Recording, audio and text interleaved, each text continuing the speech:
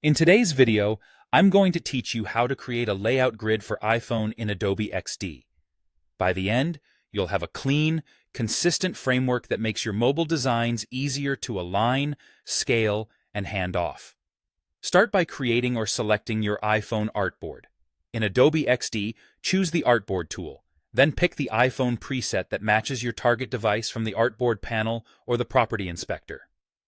You can choose options like iPhone 11 or iPhone 13, but the most important thing is matching the size you're designing for. If you already have an artboard on the canvas, simply click it to make sure it's selected. This is key, because the grid controls only appear when an artboard is active. With the artboard selected, look over to the Property Inspector on the right side of the interface. Find the Grid section. This is where you'll turn on and control the layout grid that guides your spacing and alignment. From the Grid drop-down, switch it from None or Square to Layout. Then enable the checkbox next to Layout to make the grid visible on your artboard. If you don't see it immediately, double-check that the correct artboard is selected and that your zoom level isn't hiding the grid lines. Now, configure the layout grid so it matches your design approach. Start with columns.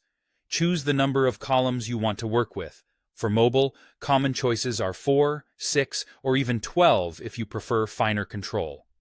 Fewer columns can simplify quick UI work, while more columns allow more granular alignment.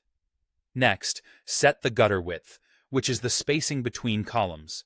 This spacing keeps elements from crowding each other and helps establish rhythm in your layout. If your design feels tight, increase the gutter. If it feels too airy, decrease it. Adjust the margins to define the left and right padding of your layout. Margins ensure your content doesn't run too close to the edges of the screen. You can link the margins to keep both sides equal, or unlink them if your design calls for asymmetry. Keep in mind that consistent margins help maintain visual balance across screens. Finally, review the column width.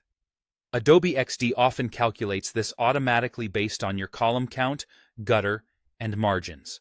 However, you can manually tweak the column width if you have exact values to match a design system or a specific guideline.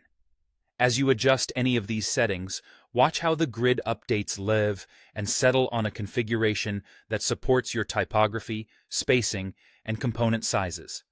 That's it. You've set up a professional layout grid in Adobe XD, ready to guide your iPhone designs.